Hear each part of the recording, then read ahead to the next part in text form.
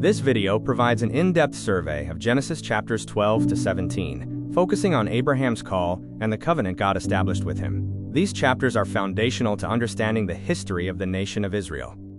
Genesis chapter 12 begins with God's call to Abram in Haran. God commands him to leave his country, family, and father's house to go to a land he will show him, requiring complete faith and obedience. Attached to this call is the sevenfold Abrahamic covenant, promises of a great nation, personal blessing, a great name, being a blessing, divine protection, divine justice, and blessing all families of the earth through him. Upon arriving in Canaan, Abram immediately obeys. He builds two altars, one at Shechem and another between Bethel and Ai, claiming the promised land and worshiping God publicly amidst pagans. Genesis chapter 12 concludes with Abram's failure in Egypt.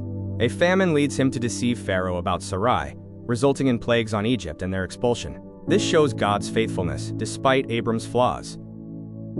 Genesis chapter 13 highlights Lot's choice and the renewed promise to Abram. Growing prosperity causes strife, leading to their separation. This chapter offers lessons on faith and trust. Due to their vast wealth, conflict arises between Abram and Lot's herdsmen. Abram, as the patriarch, humbly offers Lot the first choice of land to maintain peace, demonstrating his generosity. Lot chooses the lush Jordan Valley based on sight, moving towards the wicked city of Sodom. Abram, however, walks by faith, trusting God's promise rather than worldly appearances, revealing a core spiritual difference. After Lot's departure, God reaffirms the covenant to Abram. He promises all the land Abram can see will belong to his descendants forever, as numerous as the dust of the earth. Abram responds to God's renewed promise by building an altar in Hebron, demonstrating his devotion. This contrasts sharply with Lot's move towards Sodom, showcasing a life centered on God versus one drawn to sin. Genesis chapter 14 provides a historical account of Abram's military and spiritual stature. It introduces Melchizedek, a significant figure who foreshadows Christ. The chapter opens with a major military conflict. 4 eastern kings defeat 5 Canaanite kings, including Sodom and Gomorrah. Abram's nephew Lot is taken captive during the plunder. Upon Abram's return, he is met by 2 kings, the king of Sodom and Melchizedek. Their interactions reveal central spiritual lessons about temptation and worship.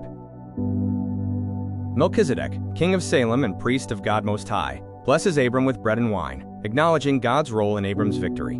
Abram, in turn, gives him a tithe. The king of Sodom offers Abram goods in exchange for people, but Abram refuses any reward from him. He swears an oath to God, trusting God as his sole provider, not earthly kings. Genesis chapter 15 establishes the Abrahamic covenant and the principle of justification by faith. God reassures Abram, who believes, and his faith is counted as righteousness. God performs an unconditional covenant ceremony, where he alone passes between animal pieces, signifying that his promises depend solely on his faithfulness, not Abram's. A prophecy of Egyptian bondage is also given.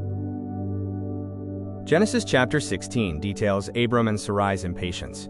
Sarai proposes Abram have a child with Hagar. Hagar conceives, despises Sarai, and flees after Sarai treats her harshly. In the wilderness, Hagar encounters the angel of the Lord, often understood as a Christophany. God shows mercy to Hagar, promising her numerous descendants and commanding her to return.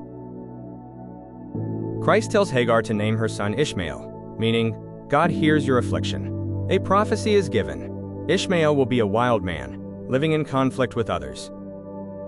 Hagar names God El Roi, the God who sees me, acknowledging his compassion. Ishmael is born when Abram is 86, highlighting a 13-year gap before God speaks to Abraham again. Genesis chapter 17 opens with God revealing himself as El Shaddai to 99-year-old Abram. Their names are changed to Abraham and Sarah, reaffirming the covenant and the promise of a multitude of nations. God institutes circumcision as a permanent, physical sign of the everlasting covenant. Every male descendant must be circumcised on the 8th day, marking obedience and belonging. God explicitly narrows the promise. Sarah will miraculously conceive a son, Isaac, who will be the true heir. Isaac, not Ishmael, is the one through whom the covenant will be established. Abraham immediately obeys God's command. At 99 years old, he, Ishmael, and every male in his household are circumcised. This demonstrates Abraham's strong and immediate faith in God's promises.